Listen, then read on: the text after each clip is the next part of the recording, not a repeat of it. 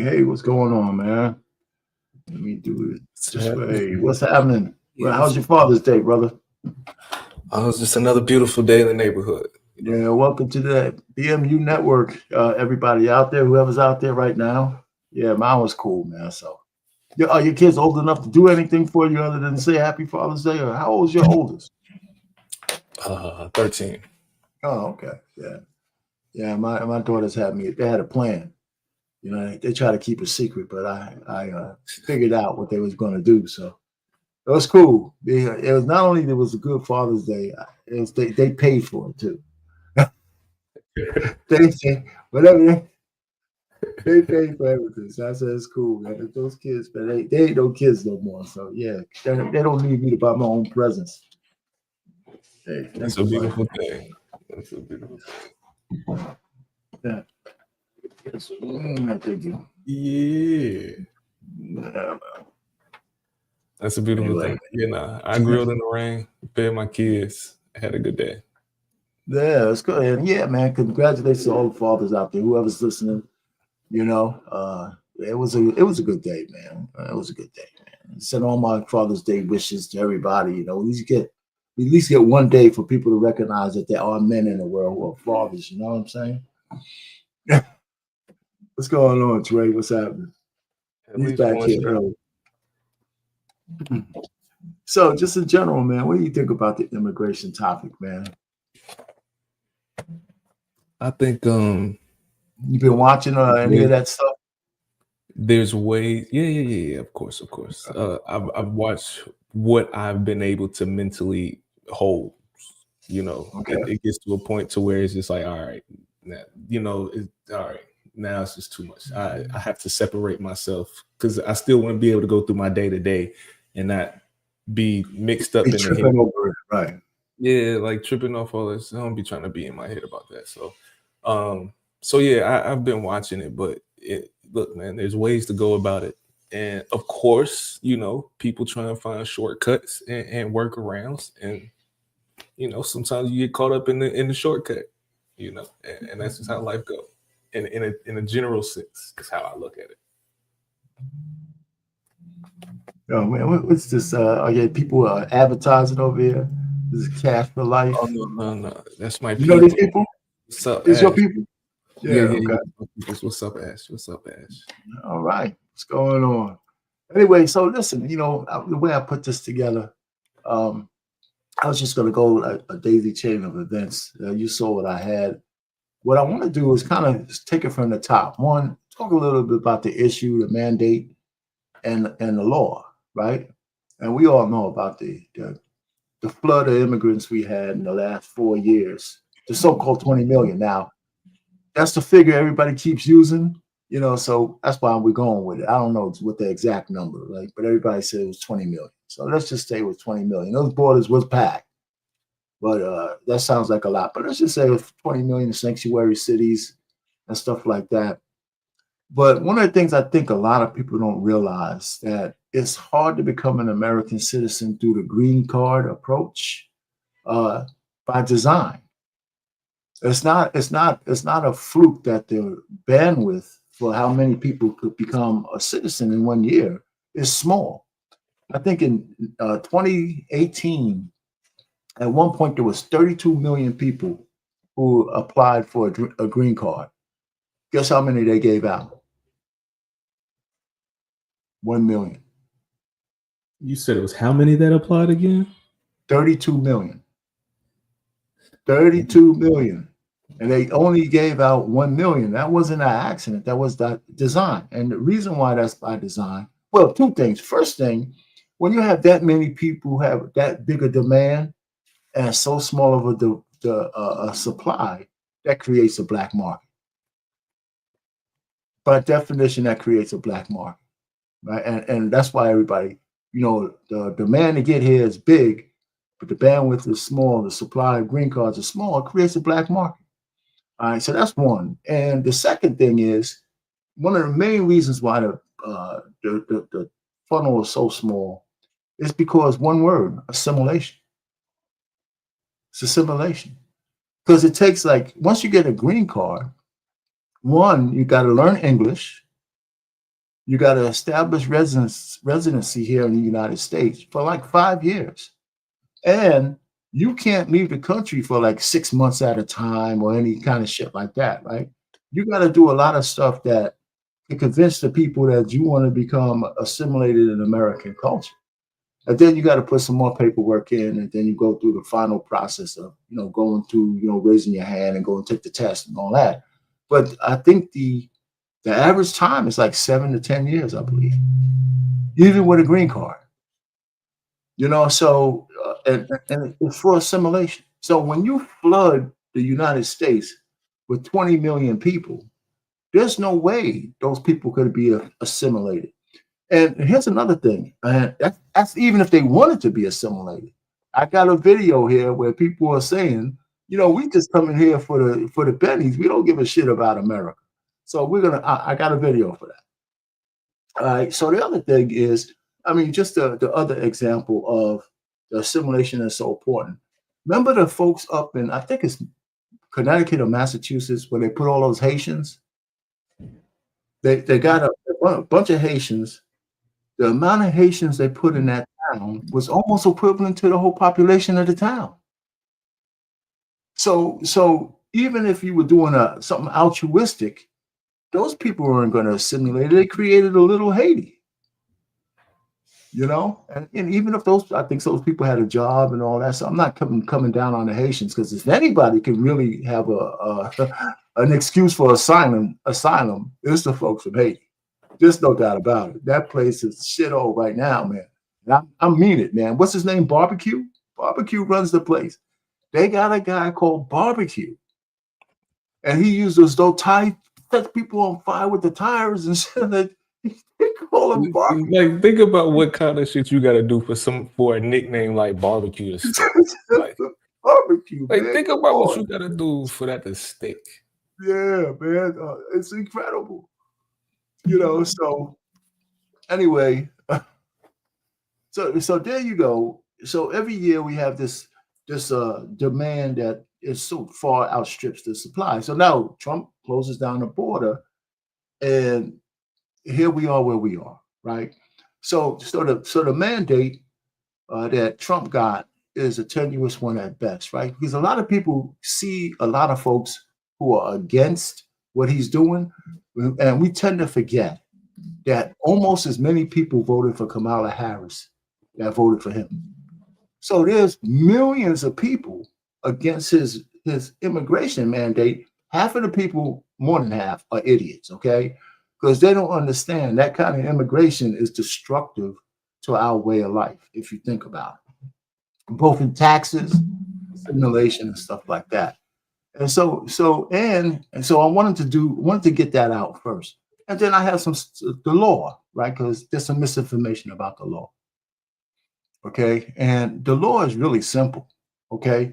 If you come into the United States based on Title 8, 1325, the very first time, it's a misdemeanor. Okay.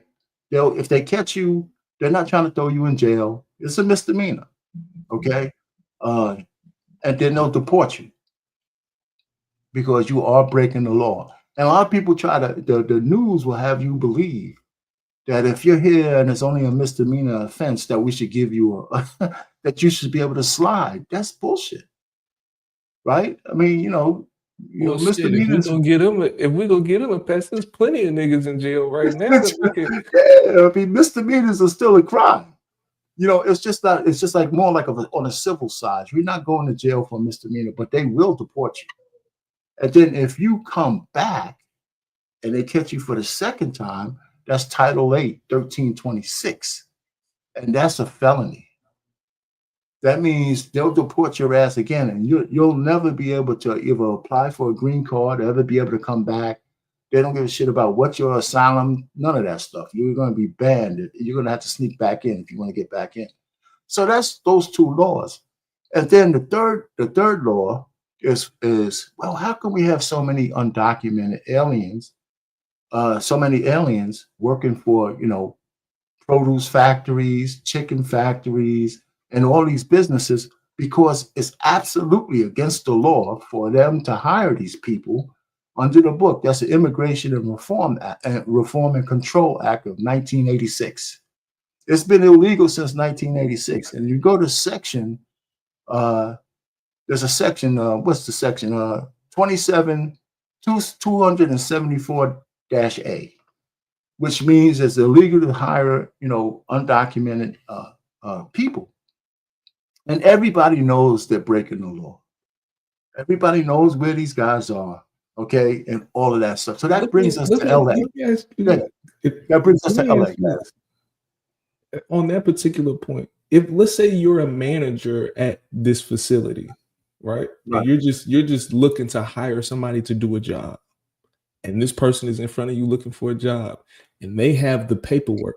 The paperwork might be a little suspect, but they got the paperwork. I'm just trying to find a body to do a job. Are they the problem? Like, are we saying that the managers that are hired? First of all, it's funny that you mentioned paperwork. The CEOs use that as a ruse that they didn't know these guys were illegal. But you ever heard of their lead attorney? He's a YouTuber. The lead attorney is one of the best. So he went over that whole thing about the paperwork that these guys kind of show.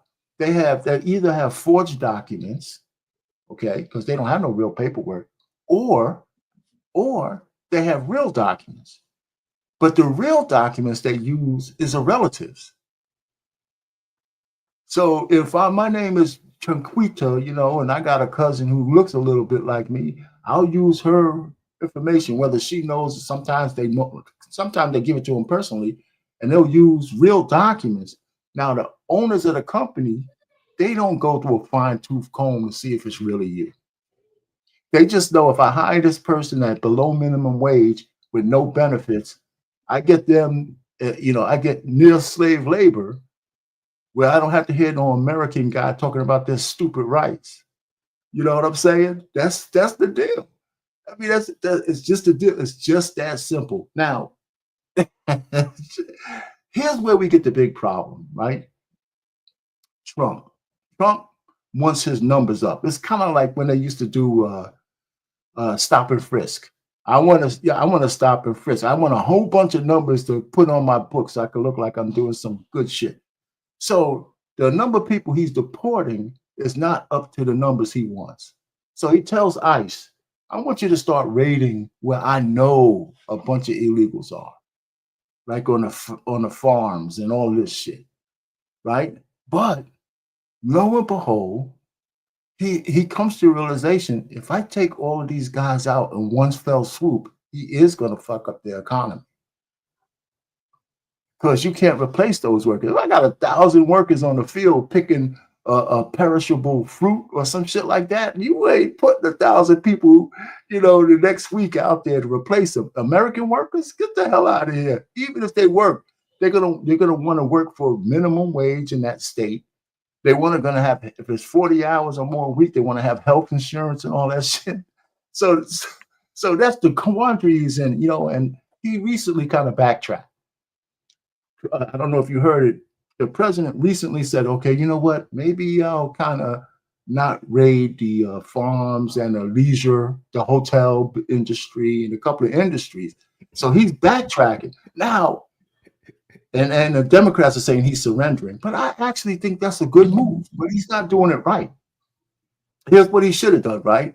But he can still do this. I would go to the sanctuary cities and say, listen, you want me to back off your workers? I'll do that if there needs, I'll do that right now, but you have to let me work with your police force so I can get the real criminals when they're still in jail or in court, as opposed to me trying to get them off the street. And maybe I'll just go back to the hardened criminals. And if you work with me, I can get my numbers up with the real bad guys and you get the hell out of the way. So I'll let your so-called good illegals keep working if you let me have access to the bad illegals at the jailhouse, at their courtroom. And that's the deal he should be brokering. And I'm feeling like I should be fucking president. Because if I'm saying this, it's a simple fix to me. But That's where we are He right now. That's just exactly where we are right now. it was a he that was so smooth. That he just said we're gonna protect Mexican jobs without calling them Mexican jobs. That's exactly what the fuck he did. That was No, smooth as but hell. yeah, you can. Because everybody was up in arms when he said anything about black jobs. When he was, I think it was the debate with Biden he was in when he was talking about black jobs and everybody was up in arms. But if you think about it, though, he's not really thinking about the nationality per se of the people, even though most of the Mexicans and Hispanics are concentrated in California. They got like 1.5 million illegals working on the books, maybe even more, right? And so the point really is that he also wants to champion a good economy. He doesn't want to see the economy go off the rails. Now, we might think two things happen. We just had a war start between Iran and Israel. Israel started a war. That first day on Friday, the market kind of perturbated. But when he said he'll back off the produce guys, today was a good day on the market. They don't. The market doesn't care pretty much that the people are dying over in Israel and over there. But what's he said? Hey, you know what? I'll back off. Man, it was a good day on the market. Trey, you know that, right? I said, what the hell? I was expecting some red. It's amazing how watching this presidency does run through people's brain differently. Because I, like you, sometimes see this stuff and be like, I wonder if I put some money into this over here, what would happen? Like you just, and then next thing you know, Trump say some stupid shit. Be like, wow, the numbers went up. Because fucking Trey. Thank you, Israel. But go ahead, what you saying? No, look, the market is an amazing thing. Look, I really think this whole the media has a beautiful way of blowing shit. Of course. You know, because in my brain, I'm thinking about it as there's a lot of illegal shit that's happening in this country from people that are not from this country. And right.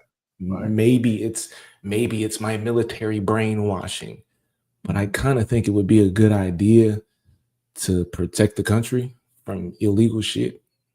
So if you're telling me that you have a department such as ICE, whose job it is to go search and find these motherfuckers and get their ass the fuck up out of here, why should they not be doing their job? Why would you not want them to do their job? I know. And because of sanctuary cities. Now I'm gonna get to that. You just asked a question. I have the answer for you exactly. As we start looking at these clips, I have the precise answer why Democrat blue cities want ICE not to do their job in their cities. I got the answer. We got it all in this one little thing we're going to show, right? So first, I want to show you so that was the first part I wanted to talk about. At least, the fact that we have I guess the issue, we know the issue, we know the mandate that, and we know the law a little bit now. So now we're going to talk a little bit about the opposition to Trump's plan. Okay. So let's bear with me. Let me share something with you. And I'm going to show you some of the main culprits. All right. So these are the main culprits of the biggest cities that are in opposition to Trump's plan. They're not only in opposition to his plan. Would you want to say something? Just real quick before you get too deep. Yeah. I just want to say there are a lot of us that are trying to follow it, but it'd be shit like this. It's a lot of webs and extensions and shit that be happening that be easy to, like, I don't know all of these faces. You know what I'm saying? I try to follow the best that I can. No, I'm not going to go into the details of each one of them. Just look at it at a 500-foot level. These people represent the biggest cities, the sanctuary cities: Chicago, New York, California, Colorado, and Massachusetts. Right? So they're the biggest purveyors of sanctuary cities. And, so these politicians, the governor, forget their names, and the mayors of the biggest cities in these towns. So this is where the sanctuary cities. So in LA, right, we just saw the riot. Right? We have Gavin Newsom and Karen Bass, who are the primary players who are against the president, right? Bass being the mayor of LA and Gavin Newsom being the governor of California. So we just recently seen how a sanctuary state and city behaves when ICE is around. They because they tell their cops to stand down. So these people are opposed to Trump's plan of getting rid of these illegal aliens. They're not just running interference. They're opposed to it as Democrats. So all of these people are Democrats, liberal Democrats.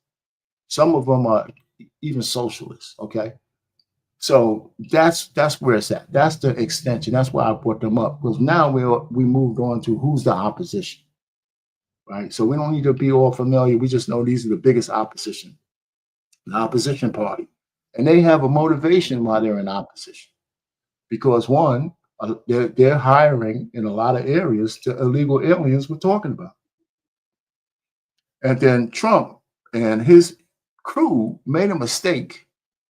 Well, they didn't make a mistake. They said we're just going to get the big criminals out, okay? But the truth of the matter is that even if you're not a hardened criminal, if your paperwork is out of compliance for whatever reason, and I stop you, you're subject to deportation. Doesn't matter if you have 4 children by 7 baby daddies. Doesn't matter, if you've been here and you're a model citizen.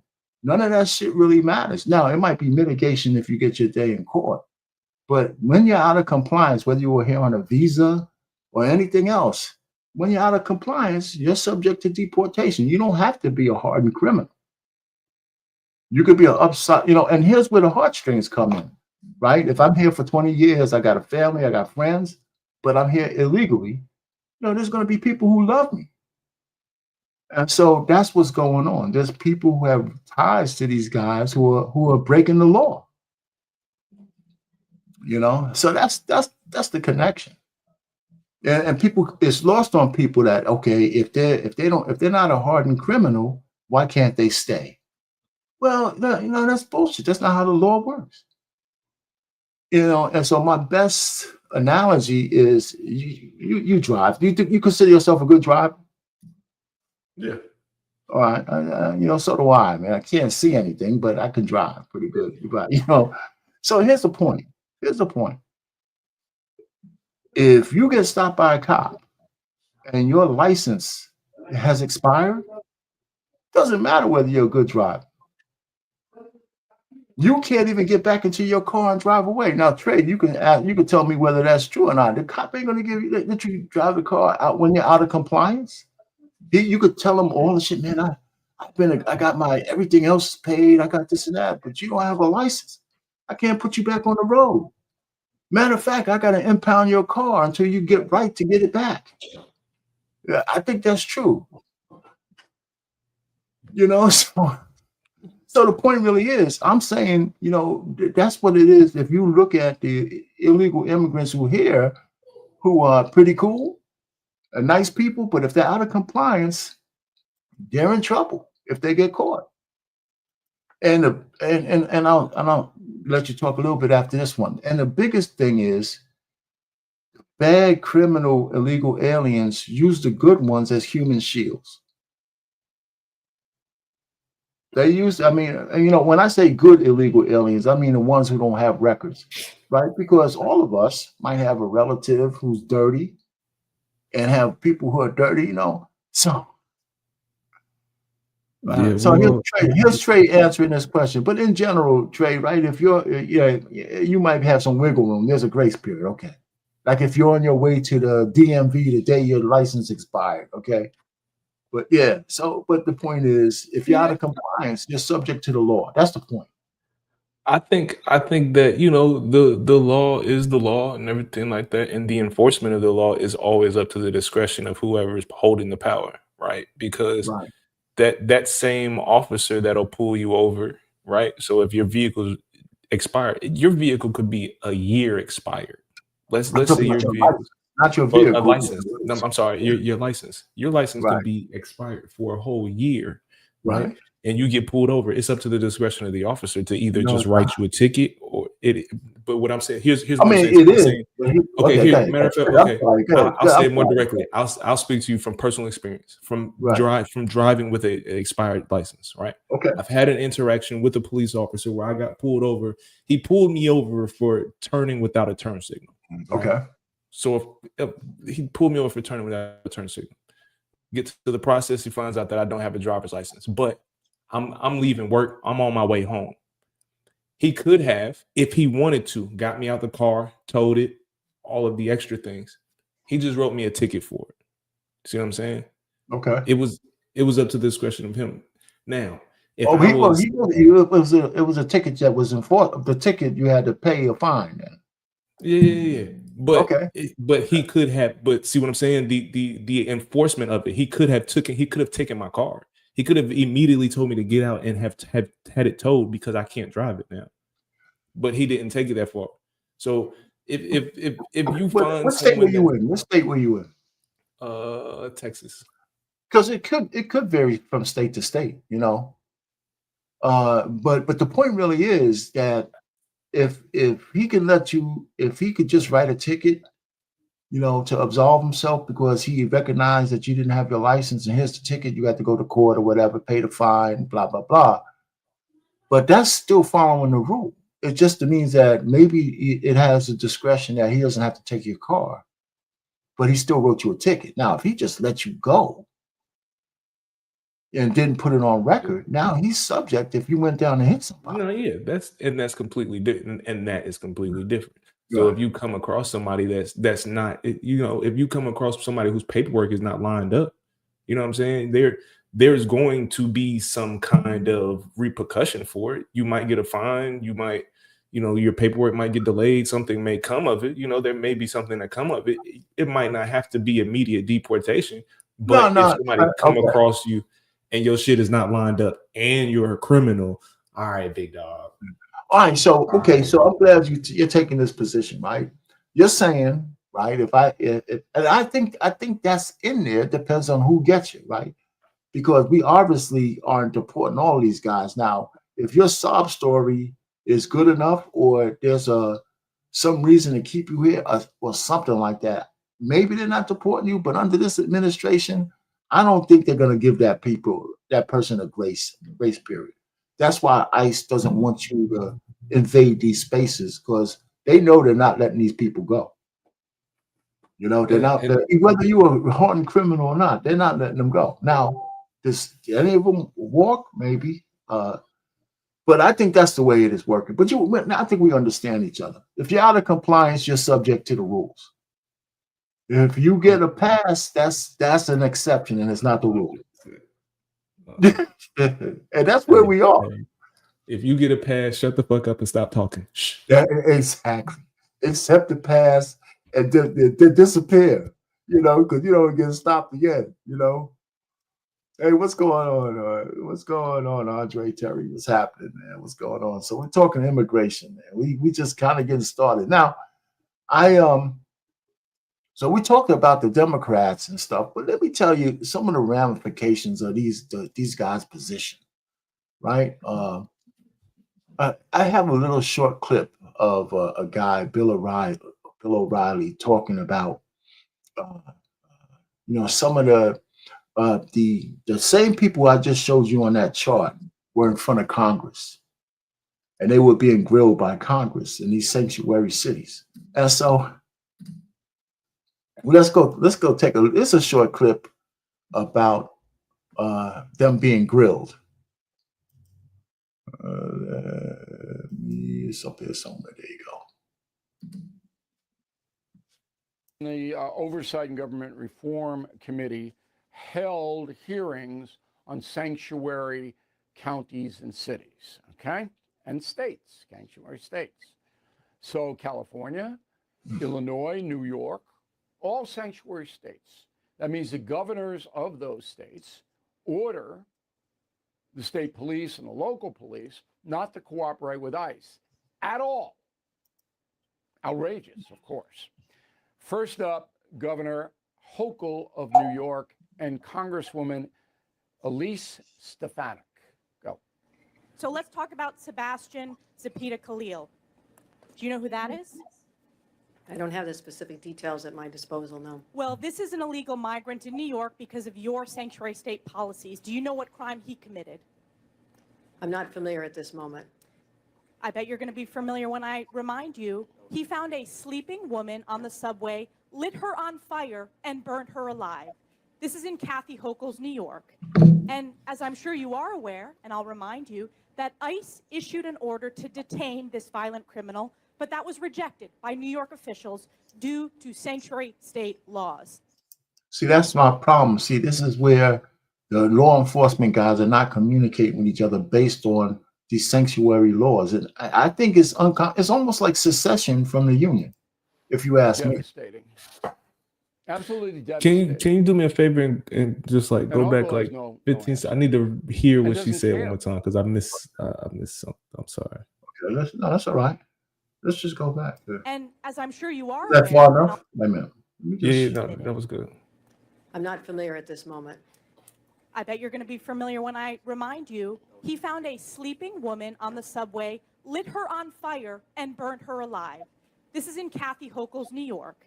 And as I'm sure you are aware, and I'll remind you, that ICE issued an order to detain this violent criminal, but that was rejected by New York officials due to sanctuary state laws. Devastating. Absolutely devastating. That's what she said. And Hochul has no answer. That's what she said. And doesn't care. Oh, my fucking goodness. Okay, second one.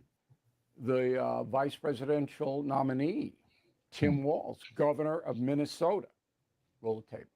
One reason you're here testifying before us today is because you refuse to cooperate with ICE. While states like Florida and Virginia empower their law enforcement to detain and remove criminal illegal aliens, you, sir, have done just the opposite. Your attorney general is directing law enforcement to ignore ICE immigration detainers. Do you agree with the attorney general's guidance? Well, Congressman, it's good to see you again, and thank you for being here. First, I would say is my job as governor of Minnesota is to make Minnesota the best state in the nation. That was it. That's all I had. I could have played you 2 more minutes of it, but no. Minnesota's a great place. Minnesota. Jesus Christ. All right. If Kamala had won, he'd be VP. Come on. Third one is the worst governor in the United States of America, J.B. Pritzker of Illinois. Now, he's worse than Newsom, worse than Hochul, because he is about as arrogant a human being as I have ever seen. Roll the tape. Why did you state during Biden's border crisis that illegal aliens, quote, should have been welcomed and helped by elected officials? When you say illegal I'm aliens, asking these you, are people who are given welcomed asylum. and helped into our communities. People who are That's an asylum easy seekers. yes or no question. You're mischaracterizing them. It is your position that they should have been welcomed into our communities. Is that correct? There were asylum seekers. So he's playing the asylum game. Now, as everybody knows, the Biden administration allowed people, all people, at any time in any place, when they were apprehended by federal officials, to say, I want asylum. It's not what the law says. The law says you have to go to ports of entry and you have to apply formally there for asylum. Biden didn't enforce the law. So that's what Pritzker's doing. Oh, these are just asylum seekers. He knows the game. He knows that millions of people, millions, use that con, which were given to them by the smuggling cartels in Mexico. They would tell people, if you get caught, you say you want asylum. Because the cartels knew Biden wouldn't enforce the law. Pritzker knows that. And they, no, asylum. Okay, so why is Pritzker the worst governor? Cook County, Chicago controls the entire state of Illinois. There are 13 million people in Illinois. And at the end of last year, 2024, there were in Chicago 559 homicides, 2,225 shootings, violent crimes, 31,378. Think about that. There are 365 days in a year. In Chicago, there were 31,378 violent crimes. Pritzker has done nothing about it, none, because that would affect his pandering to the minority community because African Americans commit most of the violence in Chicago. All right, so he won't do anything about it. And as a result of the carnage, the danger, and the high taxation, ready? 13 million people. About 365,000 Illinois residents have left the state. All right, we can end it right there. Now, it's a grim thing, right? I know a lot of people don't want to hear the white man said it was a black guy that did the most crime, but that shit's probably true. It's probably true. It's Chicago, so so anyway, any thoughts on Trey? Welcome aboard, Trey. What's that? Good evening, fellas. All right. Yeah. You got anything to say? Or just I'm sorry. I was gonna let 100 watts go first. My fault. No, we've been up there, go baby. ahead, please feel free. Well, look, I'm a slight bit torn with this whole immigration thing, right? I'm not torn on if they are criminals, right? They have a criminal past. They need to be deported immediately. I don't have any leeway. I have a zero tolerance policy for that. If they are criminals and they are here to get away from the crimes that they committed, either in their country or in this country, they need to be deported immediately. There's zero tolerance for me on that. However, black folk, white folk, Asian Americans, Latino Americans, they're not going to go work in these farms and in these fields. They're just not going to do it. And then the fact of the matter is that somebody's got to do the job. And if it's not going to be us, then you might as well let them stay and let them do the job. And there's other ways of handling this, whether you can document them, make sure that they are documented correctly, make sure they are paying taxes. You can pull the taxes straight from the people who pay them.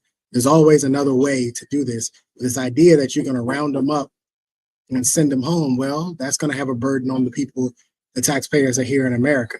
So I'm a little bit torn. On the one hand, you kind of need them to do the work because I like getting my fresh organic fruits and vegetables. But on the other hand, I can understand that the burden that they place on taxpayers by being here illegally. And the fact of the matter is that now, to me, they seem to almost be a little bit arrogant about it. The fact of the matter is that we've always known that they've come to this country to get more money, to get the money and send it back home. That's nothing new. Obama was in office and he sent 3 million of them back home. This is 5.3 million. Oh, excuse me. Okay, 5.3. Yeah, in 8 years, he sent 5.3 million back home. So this isn't anything new. We know that presidents do this, but I'm seeing a lot of videos of basically people who are immigrants or first generation Americans saying, we don't even like being here. Your country isn't as good as ours, and we're only here to get the money. Okay, well, fine. Well, now that you guys have expressed that, let's handle that accordingly. If you're here just to get the money, well, that's something we can do about that. We can handle that, right? But all this other stuff they have going on, the protesting, again, I've never seen a protest that ended in a positive manner where things were changed. I think I've never seen one. Maybe somebody can point me in a direction where laws were changed immediately because of a protest. I've never seen it, but there's a way to handle this. I'm not in complete agreement with the Trump administration on how they're handling this entire thing. I think there's a different way they could be doing it. Let me ask you a question. Do you think, do you agree with the fact that he's recognizing what you just said and he's backtracking a little bit? What do you think about that? Yeah, I mean, he didn't have a choice. No, well, he had a choice. He could have been arrogant and stupid. Well, no, because then he's essentially turning against the people who voted for him. So he had no choice. Eventually, this was going to be the end result is that you can't send them home. Somebody got to do the work. But this is the operating system of Trump. Any stance that he takes, he is going to stand on the complete extreme. Nope, we're going to get rid of all of them, build the wall, and they going to pay for it too. He going to take the most extreme. And as he goes, he always dials it back and dials it back and dials it back. But yeah. Well, let me ask you something, 100 watts. You're right. He does that for people who like clickbait and headlines. Right. So if you're a clickbait and you're a headlines person, you love that, and you love that he does that because it's always, oh, look, he did the extreme. Yeah. The Right. people who He reminds understand. me of Jerry Jones. He reminds me of Jerry Jones all the time because when nobody's talking my about the point Cowboys, exactly. when nobody's talking about the Cowboys, Jerry Jones is gonna find a way to bring himself up. And Trump could be chilling doing nothing. He'd be like, you know what? I think the people bored. Let me give them something to they're gonna and it works. Right. every time. It works. It works every time. Listen, like I've said before, I was able to retire off of his first presidency because he would go stand in front of a microphone and he would say something crazy and the market would go down. And the next day he would come back and he would say something in front of a microphone and the market would go up. And he would do this every single day. And I would just sit there and just play based on what he said. That's all I did for 4 years, just based on what he said. What did he say today? He said, this is something crazy. He said something about North Korea. Market's going to go down today. And I would go buy options. He'd come back tomorrow and say, you know, me and the leader of North Korea, we had a great conversation. Things are good. We're fine. Market go right back up. Again, I've said this before. If you don't know how to use his politics stuff to your advantage, that's your fault. But once I saw that Israel had done something to Iran, I was like, oh, market going to be down tomorrow. I saw that coming a mile away. Market going to be down tomorrow. It's a buyer's market tomorrow. And what happened? Market went down, and I said eventually it'll stabilize and it'll come back up Monday morning. Stabilizes, comes back up. You have to learn how to maneuver through this. So he did backtrack on Sunday, though, right? He came back with that little, maybe I overthought this thing, so I'm gonna, give these exceptions to these things, and all of a sudden, boom, because the bullets are still flying between those two countries, But anyway, go ahead, 100. What was you gonna say? Before we get too far off, I just wanted to say I think it's interesting because now that other groups of people are starting to see the game that's being played in the media and we're able to start playing with the market in the way that they are, how they may change their tactics in the future and all of this is interesting to see because Black people weren't paying attention to, oh shit, Trump just said something stupid, the market's going to be down. Because once that whole Twitter thing on between him and Elon started happening, anybody that was paying attention should have bought some Tesla stocks because that shit's going right back up now. You know what? Tesla was up 1% today.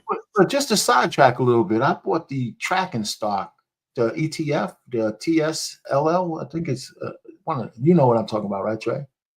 Yeah, this is I like that. Anyway, yeah, because it does the work for you, lazy. Yeah, absolutely, absolutely, man. Shoot. Anyway, I got another video that I want to show you. Now, I said to 100 that there's a video out there that that tells you exactly what the Democrats are planning, right, and why they're doing what they're doing. Now, this is an explanation. Some folks might not say it's the explanation, but I tend to agree with it. So I'm gonna play it by April Chapman. Are you familiar with that name? Trey? No? Anyway, so let's meet April Chapman. And her thing is, why are the Democrats taking this position as a whole, as a body, as a way of their ideology? All right, here we go. Because the Democrats won't say this out loud. And I'm trying to understand for the life of me why Republicans don't say it. I love you, Jesse Waters, appreciate you and all the work that you're doing over there, you and Sean Hannity and Laura Ingraham, but anybody, please go on and give your girl a call so I can get on Fox News and explain to you why the heck these Democrats are saying the things that they're saying, and why is it that the Republicans are not exposing them and telling the truth? So since I'm free and no one owns me and I'm free to say whatever the heck I want to say, I'm just going to go ahead and peep everybody here on game. The Democrats are fighting to keep these illegals in this country because they need illegal immigrants, not because they care about them, because they want to give these people a better life. That is not it. They need these illegals because these illegals represent congressional power. I'm not sure how many of you guys knew this, but the census, they count bodies, not citizenship. So more bodies mean more congressional seats. More seats mean more federal money and more control. If you look at what's been happening to Democrat cities for the past 8 years, these Democrat cities are bleeding citizens. People are leaving these cities and states in droves because of the high crime, because of the high taxes, because of the government overreaching, the crazy Green New Deal policies. It's just not friendly to business. There's so many reasons why they have lost people. So their solution is we got to replace this tax base with illegals. Since we can't generate revenue within the state, the illegals will give us the appropriation that we need from federal money in order to expand our congressional districts, more bodies, more seats, and then more federal money. And so they are turning it into a literal socialistic hellhole. But these sanctuary cities are nothing more than slave recruitment centers. I went ahead and said it, so go ahead and clip it. Okay, the sanctuary cities, these are not safe havens. They're recruitment hubs for Democrats, their next loyal voting bloc. That's what they need these people for. That's why they're giving them the free housing. They're giving them the free health care, the food sources, and EBT. All of that sounds compassionate until you realize that it creates a cycle of dependence. And so since Democrats, they love keeping a people oppressed and subjugated and dependent, they're not looking to uplift these communities. They're looking to control them. How do we know? We've been here before. The Black American community with the Great Society program created another demographic of government dependence. The Democrats oppressed and subjugated and beat into during Reconstruction and Jim Crow, the idea that you're going to vote for us and you're going to like it, and we don't care how you feel about it. That's what they always do. They are the party of subjugation and oppression and coercion and control. I just did a video yesterday on the tyranny of the Democrats and how they use the KKK to push their tyranny. They don't believe in free and fair elections. They manipulate every aspect of government that they get their little grimy hands on. And so, as a Black American female, I am telling you to listen very carefully to the words that I'm telling you. The Black American community has already been replaced. They're not replacing us. It's already done.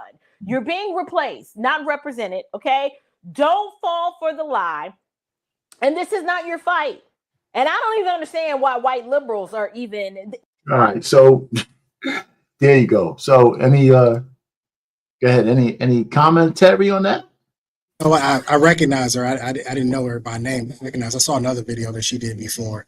And yeah, I mean, she's not wrong. I don't think that's all of it, but she's not wrong in what she's saying. I think that was the plan during the Biden administration, was to get these people in there because they can see what was happening. I think California was a big proponent of this, and between, I think, since 2010, they've lost almost 10 million residents have left the state of California. So I think this is one of the, that was one of the things that a lot of Democrats are looking at. So she's not wrong on this. Yeah, they're trying to replace the residents that they lost because they're going to lose the congressional seats. They're going to lose congressional power this way. And it also helps in the voting too, because if you don't have that many residents, then you don't need that many electoral votes either, right? Because it's based on your population, right? So, I mean, so there's a lot going on here. I don't think she's wrong, no. Yeah, man. Yeah, I'm telling you. So any commentary there, 100? I agree. I don't think she was wrong. I always find it amazing when people get their rapper hands going on. She was going real hard at the rapper.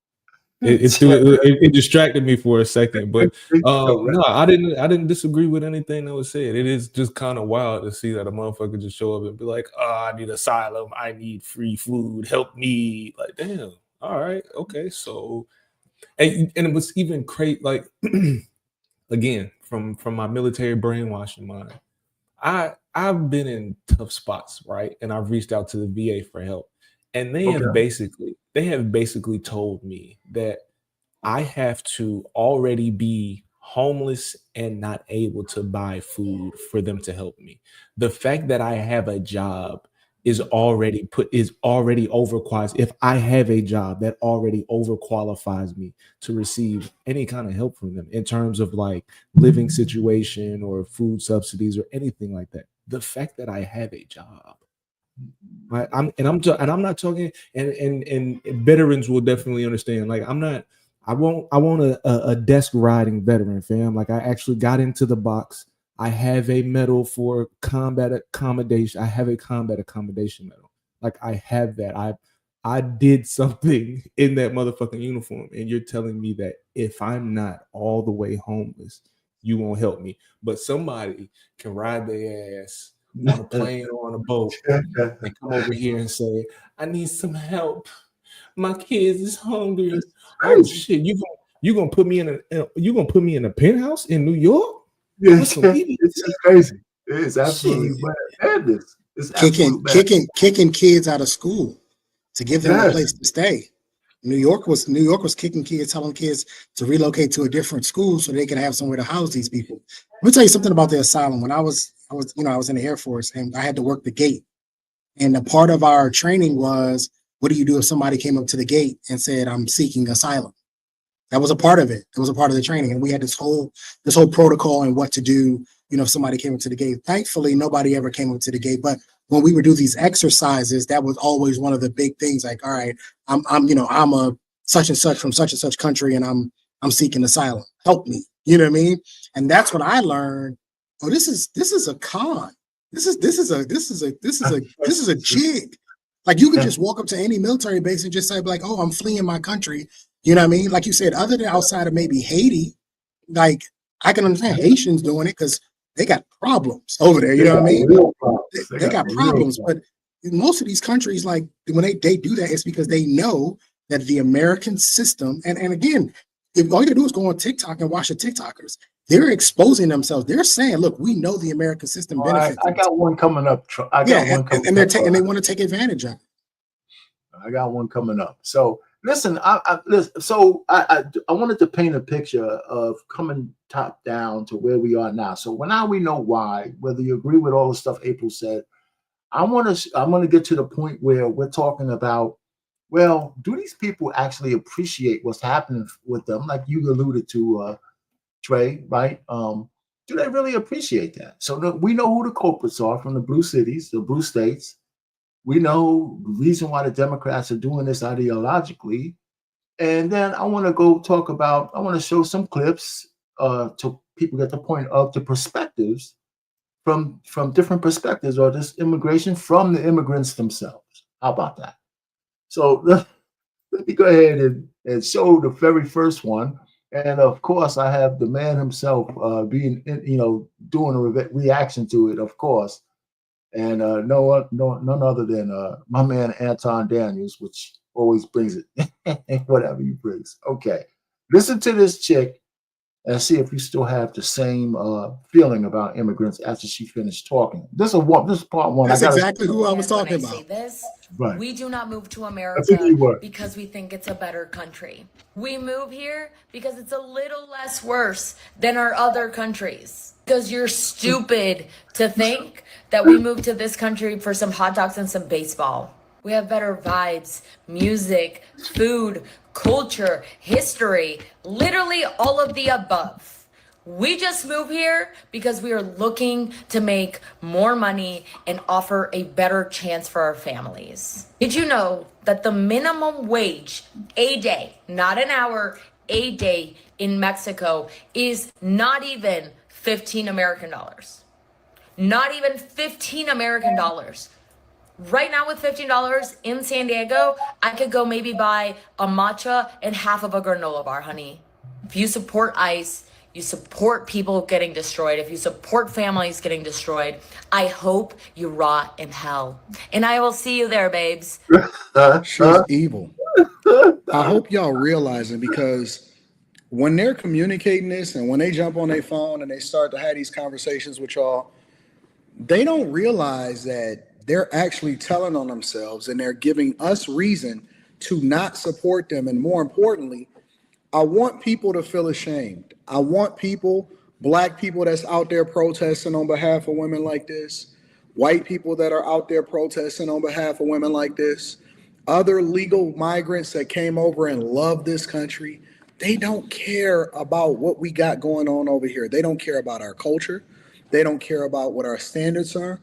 They are going to do what they want to do. And one of the reasons is because they truly, even though they come from a third world country, as far as I'm concerned, even though they come from a less than ideal environment, even though they come from a space that is actually horrible when it comes to the cartel and the culture and all of this stuff, they feel like they better than you.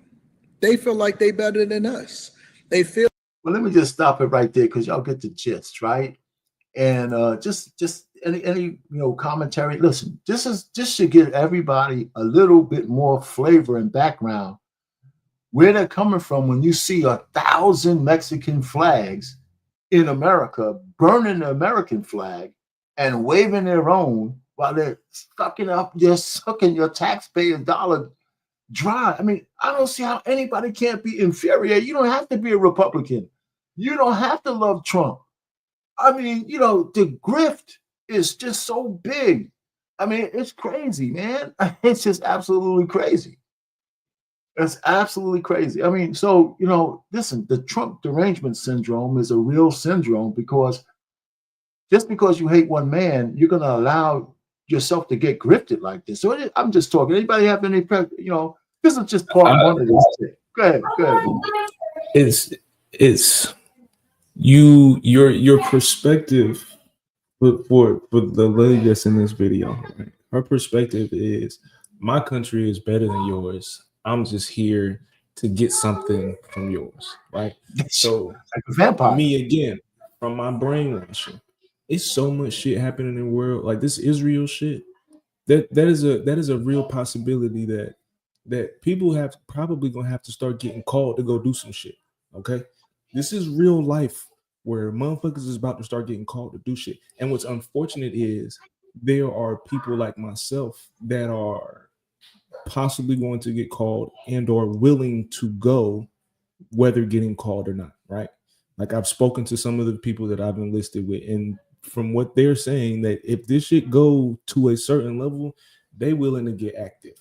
Okay, so now there are people that have to protect this country, and you telling me there's motherfuckers here right now inside of it that's already trying to cause harm? Come on, dog. Nah, fuck that. Well, you got something. You got something. Oh, go ahead. I'm sorry. Go ahead. You got something to trade on that one? No, I agree. I agree 100% with what 100 Watts is saying. I hope the Air Force doesn't need me. I'm 40 years old now. I don't want to. I don't want to fight. I've been to Iraq twice. I don't want to fight. All right, you know what I mean? I'm good. I'm good on that. But here's the thing. That is the same exact video that I saw, and what it made me do is because I thought maybe that's just one woman. Maybe that's just one woman. Right? Maybe that's just her opinion of it, right? And then I went down this rabbit hole on TikTok and I realized, no, there are quite a few of them that feel this way, and that they have exposed themselves, not necessarily, like I said, not that we didn't know this already, but they are being brazen and public with it now and saying, hey, look, we're only in your country to make money. We're only here. And when we make enough money, we're going to grab our things and we're going to go back. That tells me that you are here to siphon and suck on the American system so that you can make things better for your family back in your country. Well, there needs to be a cost for that.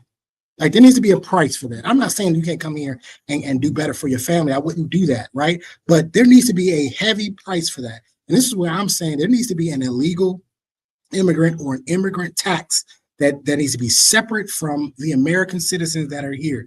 They need to pay a certain amount of taxes, and if they are unwilling to pay that tax, then they need to be deported post haste, like immediately. But if you want to come here and you want to make money for your family, perfectly fine, but it's going to cost you.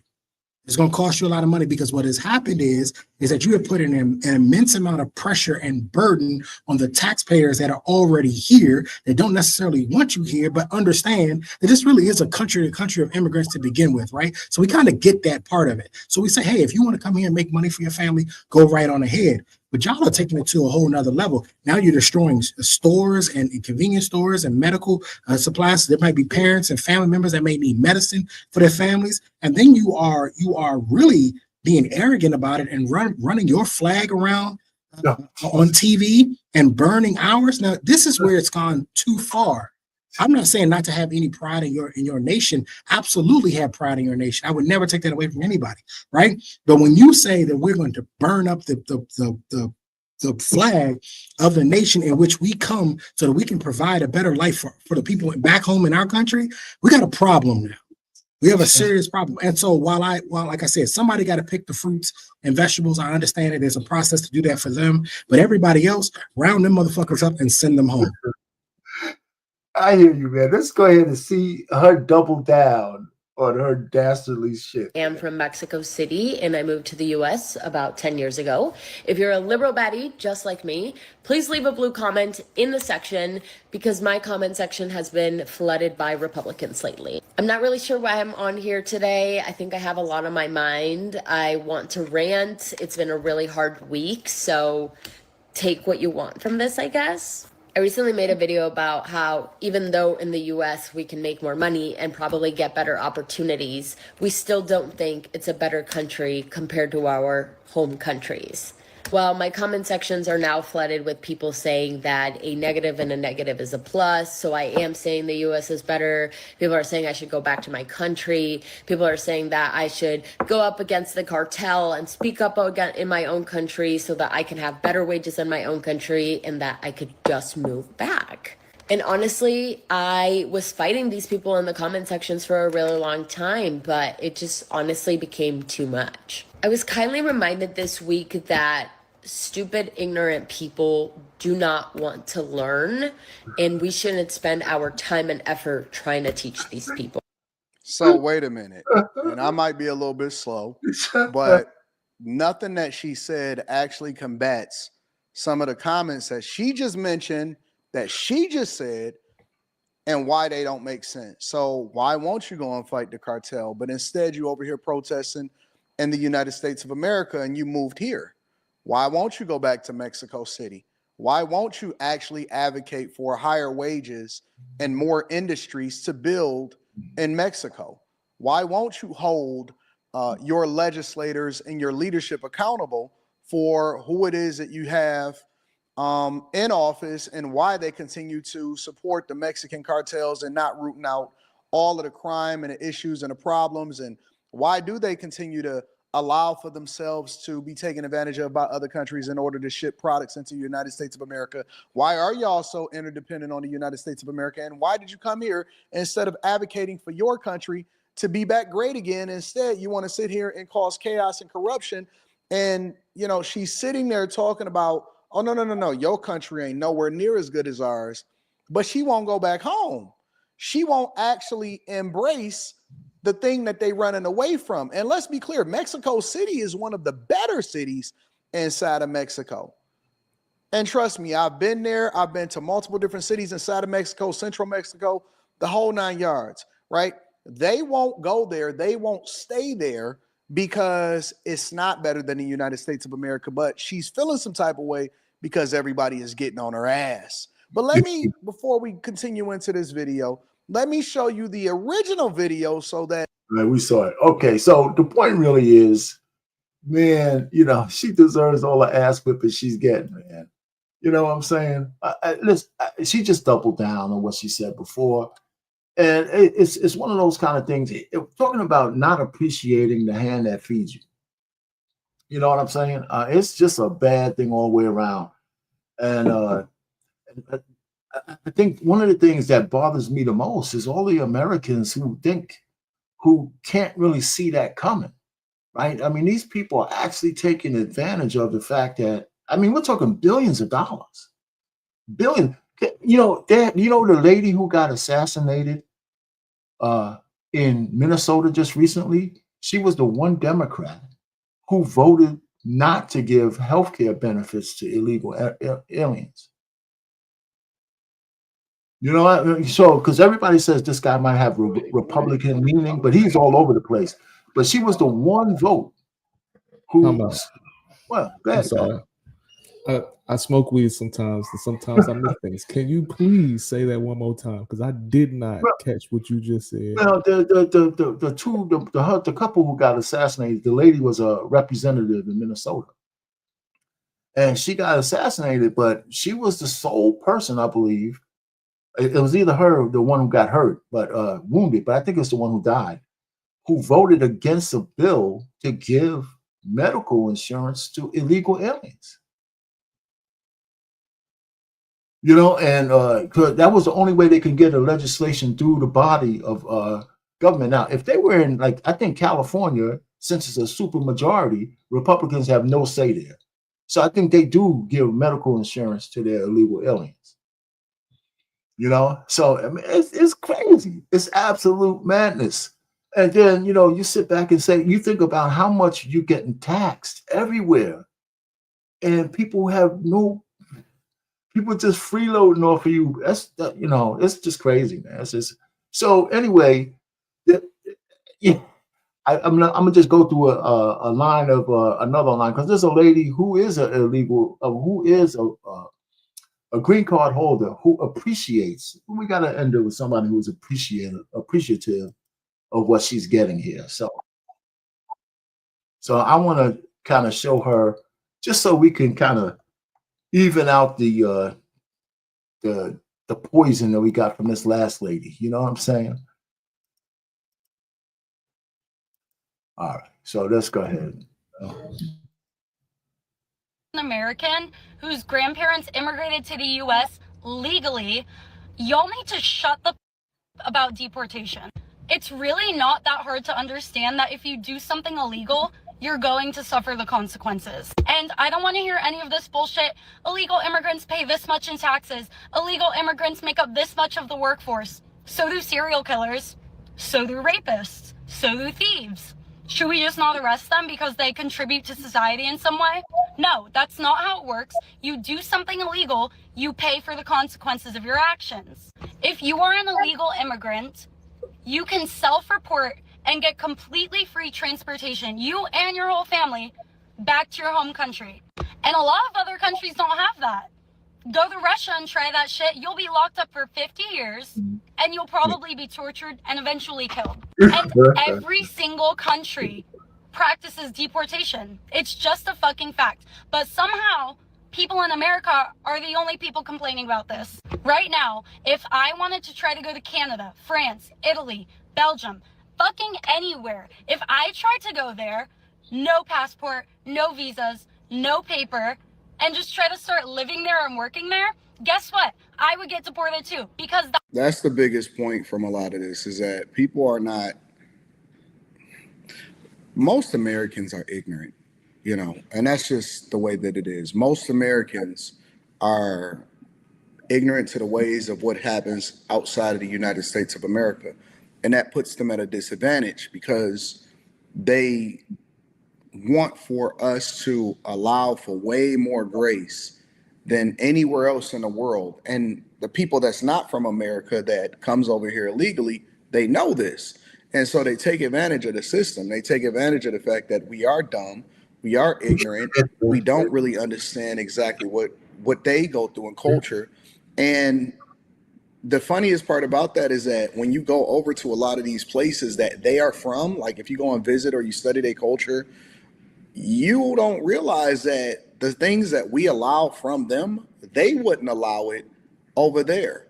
Like all of these liberal policies and the way in which we carry ourselves and the way in which we handle business and stuff like that, that's not flying in the places that they come from. Even when it comes to like the Ukraine war and stuff, they're not liberal over there. They're not messing around. They are very much more aligned with the conservatives in a way that we think of here in the United States of America. So when people think that they could just come over here and do what they want to do, you couldn't even do that in your own country. But they advocating and protesting while at the same time waving their flags. Here's the thing that I'm always trying to understand is if your flag in your country and you have so much pride in it, then why did you leave it? That's a very basic question. I know the answer, so it's rhetorical. We can stop it there. So the point really is, we know the point, right? So I have one more video, but any commentary on what we've seen so far? This lady, she's an immigrant. She has, and obviously, I think she's of Hispanic background. She doesn't seem like she has any sympathy for people who got here illegally. Before you play that clip, I was just sitting here thinking a lot of the conversations that I may have had in real life that have been against what is happening right now are from niggas that haven't spent more than a weekend out of their hometown. Like it's hard to have a conversation with somebody about immigration or foreign policy or something like that, and you don't even leave your block, homie. Right. Like you the only outside of your state you've done is a trip with your homegirls to Miami or a trip with the homies to Vegas or some shit like that, and then you go right back home. You have no idea how different cultures actually interact with each other, the difference between, like, you just really don't know and understand how this shit is really working, and the difference between people that are actually coming here trying to take care of their family and get their grandkids and all of that shit. Like, the people who come here to actually try and make some shit happen for their family, like, they may love their country, but they understand that they're here to actually give their family an opportunity, versus a motherfucker that came over here. All right, cool, we're gonna go to America, we're gonna hit this play real quick, and we're gonna whoop you know what I'm saying? Like, there is a complete difference there, and having a conversation with somebody that can't even understand that is already hard within itself. Yeah, I mean, there's a statistic that shows that most Americans haven't even been, if they have been out of the country, they've only been to Canada or Mexico. It's the furthest they've gone. And so when you get understanding, you know that they don't really understand that you can't just waltz into a country. It just doesn't work that way. And if you do, there are severe consequences. And if you think that our prison system is bad, go look at the Thai prison system. Go look and see how they live. Earlier, our pain, you were talking about the assimilation. Excuse me, you were talking about the assimilation to becoming an American citizen. And earlier today, I was looking at, like, moving to Tokyo. Like, to move to Tokyo, like, you actually have to take a language class. You have to have a job. Like, you have to have certain qualifications just to get the visa to get in. That's before you even fucking show up. That is the application for them to tell you whether you live here or not. Like, you have to line yourself up before you can even bring your bullshit over there. So to think that you can just show up here and just not have to do any of that is crazy. You got countries where you can't buy property. Like, you'll never be able to buy property, even if you're married to a national. You won't be able to buy property. Like there's other countries that have such strict rules. But whenever we try to impart some rules here, it's like, oh, well, what are they doing? They're trying to keep people out. Well, yeah, because it's been too lax for a while. It's my right. right. And it's like, and what's frustrating is the people who, like 100 Watts said, they've never been anywhere, so they don't understand this. So they think that somehow that their rights are being infringed upon. No, you're here illegally. If you broke into my house, you have no rights once you step foot in my house. You're in my home. You're not supposed to be here. So whatever happens to you, happens to you. And I've always said, if you come in my house uninvited, some big app. Not leaving the way you came in. Not leaving the way you came in. So I don't have a problem with this. I am all for you doing the proper paperwork. I watched a video today of a guy, a Chinese guy, Gen Z, one of the Gen Z guys, really, butter soft. I was talking about his parents. His parents were Chinese. They immigrated here. They took them 10 years to get here. They finally got here. He wound up being able to go to school and all this. He's got all these great things. He's obviously was born here, so he's a citizen, and he is just absolutely appalled at his parents because his parents didn't want to help them. They live in California. He didn't want to help the parents didn't want to get with the protest. And he's like, I can't believe my parents would be like this. And his parents are trying to explain to them that there's a system, there's a process, there's protocol to this. You can't just show up. You don't want to hear it. He don't agree with it. He don't agree with it one bit. He don't want to be a part of it one bit. He wants his parents to be with it. And it's just like, even your parents understand this. Your parents are getting this, and it took them 10 years to do this. 10 years. It's incredible, man. I mean, listen, the liberal thought process is I can't wrap my head around it. That I might have been one of those guys at one point, but I don't think I was ever that liberal who said that, I would forget about the law. I feel sorry for these people, so we're gonna let them do whatever the hell they want to do. I don't think I was ever that kind of person, And so when we think about in all the blue states where they said, well, you could rob somebody blind as long as it's only $999, it's okay. I've never heard of any. This is the craziest shit. And you know what? My sister's a cop, right? And I remember in New York when they were putting that rule in terms of, making it like a misdemeanor, no bail, letting you out. And she said to me, she says, man, this is the worst shit that could ever happen to the city. I mean, she said, are you kidding me? And I'm over here and we going back and forth. I says, yeah, but if you locking people up for years if they can't have a bail, blah, blah, blah, blah, blah. I said, that's no fair either. It takes a year for me to get my trial and I'm in jail for a year or so. And now I had to call up and says, you know what? Sometimes you gotta listen to people who know what the fuck they're talking about. Because once she said, I told you. I mean, absolute anarchy, man. Malls are closing down all over New York because people are robbing the shit, So the same thing, with this illegal immigration, they hide behind the heartstrings of all the liberals. But the real shit on the ground is that the taxpayer money that people are begging for little this and that, the politicians don't use on the people who pay the taxes. And then you see a whole flood of people come in, and all of a sudden, man, they eating caviar and biscuits and shit, man. What the hell's going on? Like I know in Chicago, they had a building that was an old school that was down. And our community's been begging to have it repurposed, right? And the Mayor Brandon, stuck his middle finger up. You darkies, man, you voted for me. You some stupid black N-words. And then as soon as he took all these sanctuary immigrants, they had $50 million to refurbish this place. They took the one park that the blackies had that they could play in, and they took that away and says, this is going to be the temporary tent cities. And if they would have came and set that shit on fire, they would have been wrong for that. But you know what? That's not the travesty, because half those same blackies are going to vote for Brandon Johnson again. That's the travesty. They can't even see what these guys are doing to them because the orange man bad. I say, well, orange man bad, he's gone. He ain't coming back.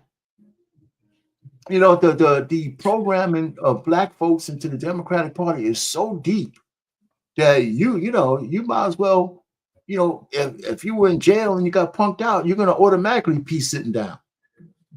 Nobody has to tell you no more. They beat that shit out of you. You're just going to go on the toilet bowl and sit down, because you're not going to buck the system, though, boy, even if nobody's looking, so I'm just trying to say that's where we are.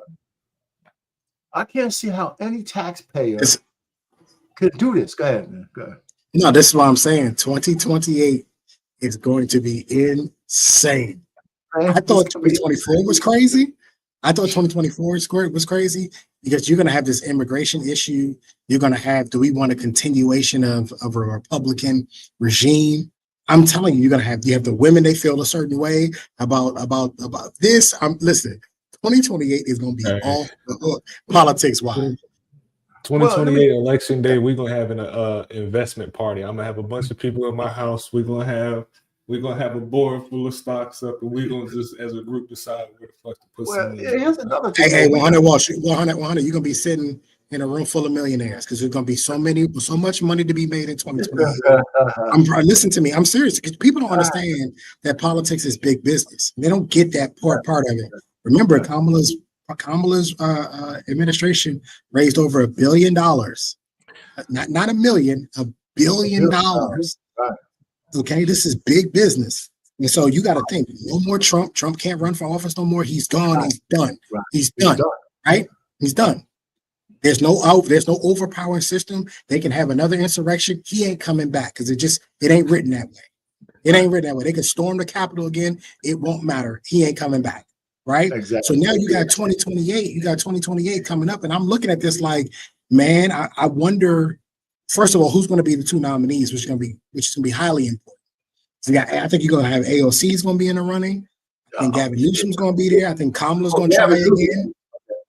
Yeah, it's moving into primary. I mean, but you know, the incumbent, they got not the incumbent, but the guy they're going to put up there from the Republicans is the vice president. Yeah, it's going to be JD Vance, but he's going to have some competition. Oh, yeah. They're not just going to lay down for him. He's going to have some competition. But you can't overlook 2026 because if the midterms are important too. Absolutely. If the Republicans lose the House and the Senate, they're going to impeach Trump. For sure. Now, I don't know if they need a super majority. I don't know if they need a super majority in the Senate. I think it's a simple majority in the House, but in order to impeach him, I don't know if they need 60 votes. They probably need 60 votes. Right, so they might not, unless they sweep the Republicans, they're not going to have 60 votes, and they might not even win back the Senate. But people, so that's what they're going to do. So if they win one of the houses, it's going to be gridlock for the next 2 years after that. So that's why Trump is trying to do all the shit he can do right now. Anyway, so I only have I have one more video that I wanted to show. I had a show of the Asian guy, but I can't find the link. I had the link. I didn't put it in my notes.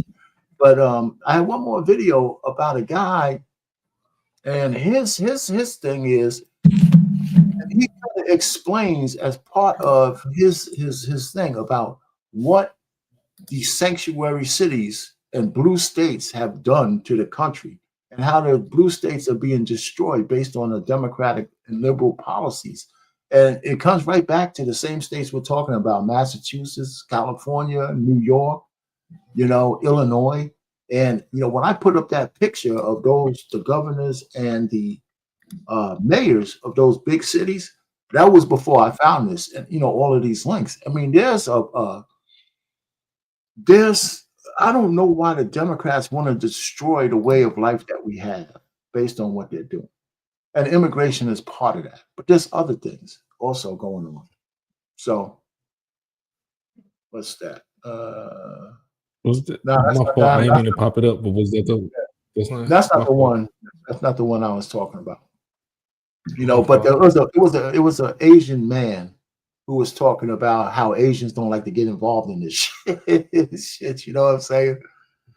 But I have that one that you just shown, but that's all right. But she's off the rails anyway, so I didn't want to show that one. Anyway, this is the one I want to real quick. And I'm gonna jump ahead a couple of times in this one too, because it's like a few minutes long. I just want y'all to get the point of everything he's saying applies to all the blue states. To pretty much anybody here, Massachusetts, we're in a decline. And that's not some political slogan. That's based on real data. Because while the Commonwealth and their elites, they just keep on patting each other on the back for being these like progressive pioneers, the economy here is slipping into a slow motion freefall. We are hemorrhaging jobs, we're hemorrhaging talent, and we're hemorrhaging new investment. And the people in charge, they're just too wrapped up in ideology to even notice what's happening in their backyard. I think that what is happening, and I'm going to share these reports with you, this is honestly the most predictable result of a decades-long liberal one-party government gone completely unchecked. We are watching Massachusetts fall behind because Beacon Hill prioritizes their own agendas over working families. They impose mandates that ignore real-world consequences, and between the legislature and legacy media here, they literally have the majority of the population completely brainwashed. Completely. You know this. I know this. And the fact is, the voters, we never asked for skyrocketing taxes. We never asked for skyrocketing energy bills. We never asked for housing shortages. We never asked for prioritizing illegal immigrants over our own citizens. or for policies written to impress activists rather than serve its own commonwealth. And meanwhile, take a look at other states. Other states are thriving. They're cutting the taxes, they're building homes, and they are creating jobs. So instead of, learning from the other states that are getting it right, our own politicians are doubling, if not tripling down on these ideologies that they label progress. This is not progress. This is like some form of political malpractice. That's what it is. I know it, you know it, we all know it. So guess what? Today, I'm going to talk about some of the real data, and the reasons that Massachusetts is so damn lost, okay? I'll link these reports too in the description. So, you're on mute. You're muted. Doing that. I didn't want to cough in the thing. When he says Massachusetts, it goes for all the blue states, Illinois, California, New York. So I just wanted to reiterate that. So extrapolate that. This report is from the Pioneer Institute. I went over this report over the last few days with a fine-tooth comb, and here's what I found. From 2020 to 2024, Massachusetts private sector's GDP per capita grew just 12.5%. Now, you may be wondering, well, what the hell does that mean? To put things into perspective, the national average is 13.3%. So yes, we are below the national average. But then I'd like to look at other states. What are other states doing?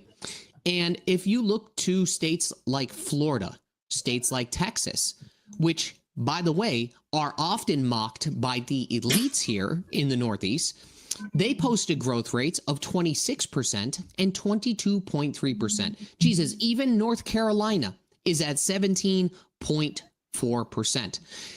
These aren't. Right. So listen, you get the point that this guy it has some data that says the policies of the Democrats and the liberals are destroying the blue states and the blue cities.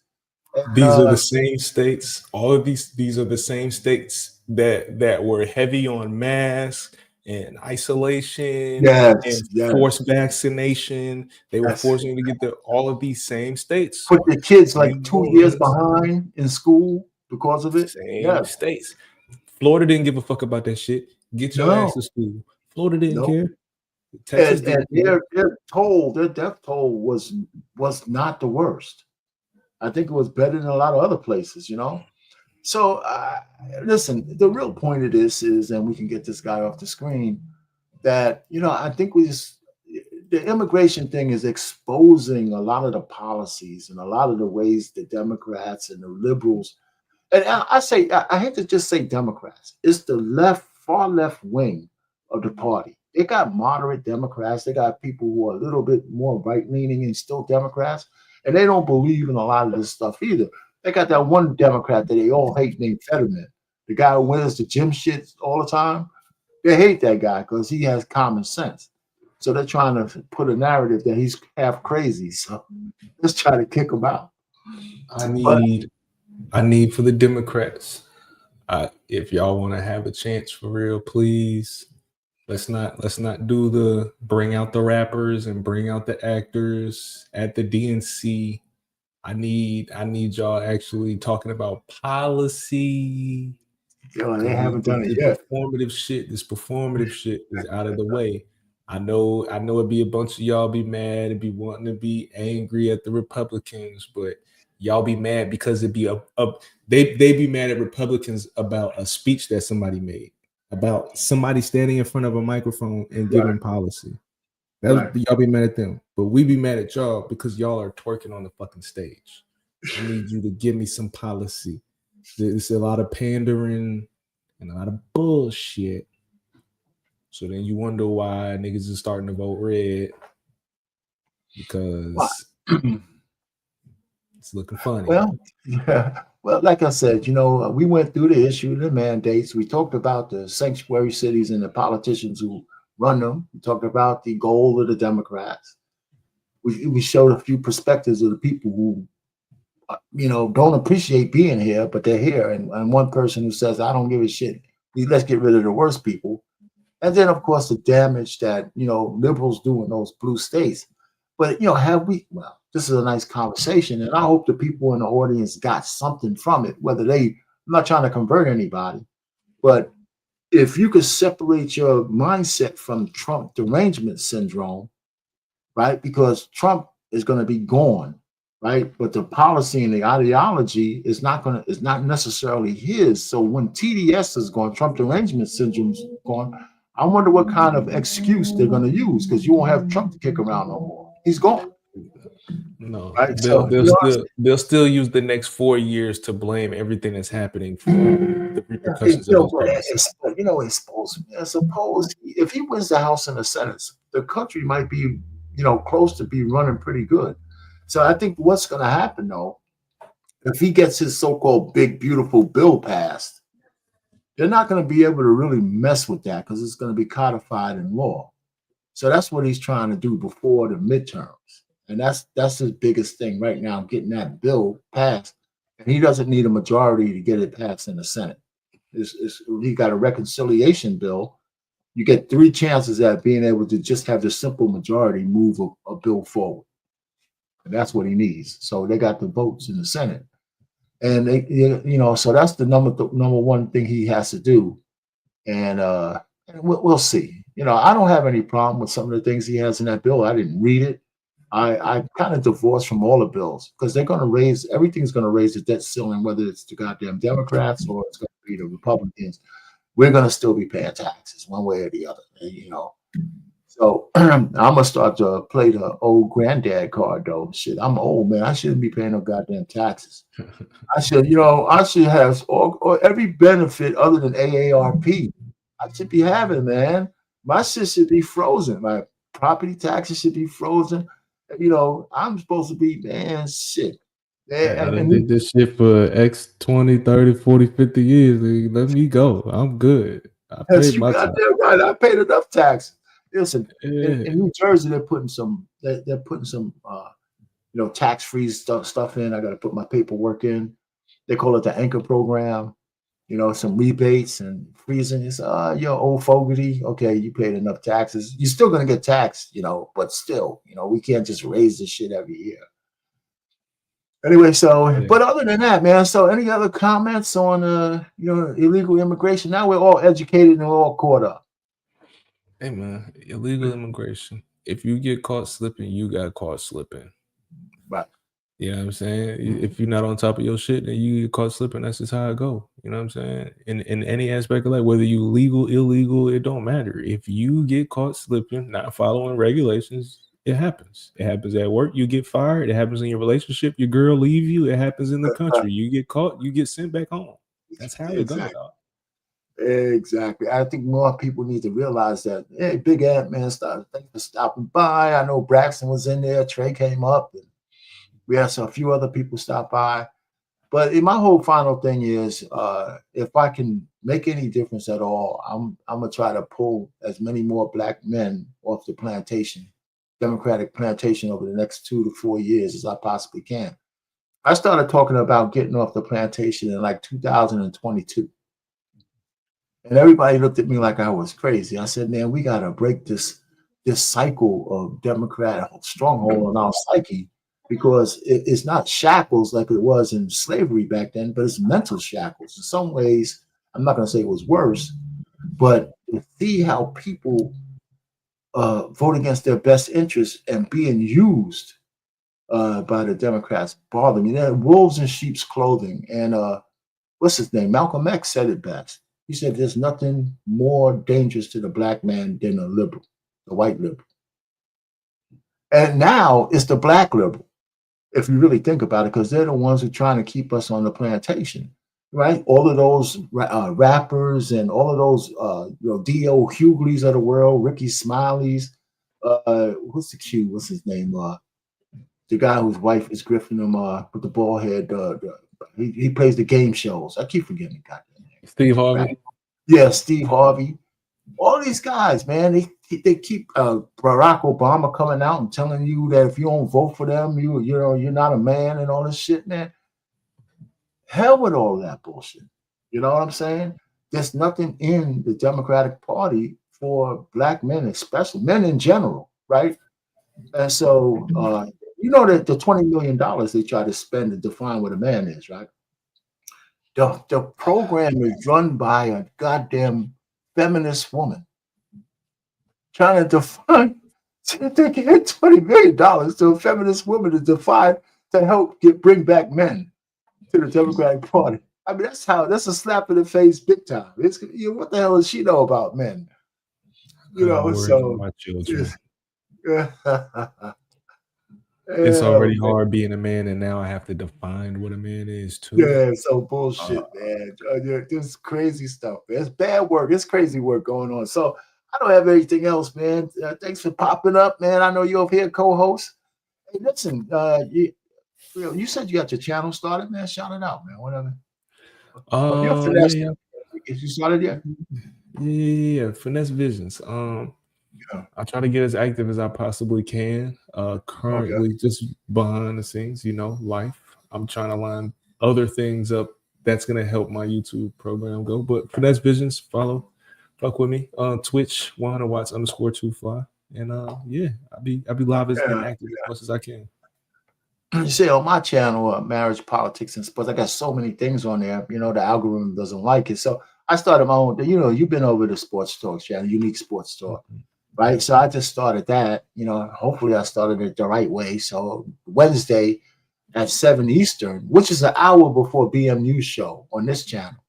Right. So I'm usually not there more than an hour. So anybody who comes over there can get off early enough, because Trey Ferg usually stops by every so often. And then they come over here at 7 Central to this sports show, which is one-on-one sport. And I did start another one too, because I do AI music inspired by different themes. Usually, that, like the dark side of Black Girl Magic. I write a lot of the lyrics to that.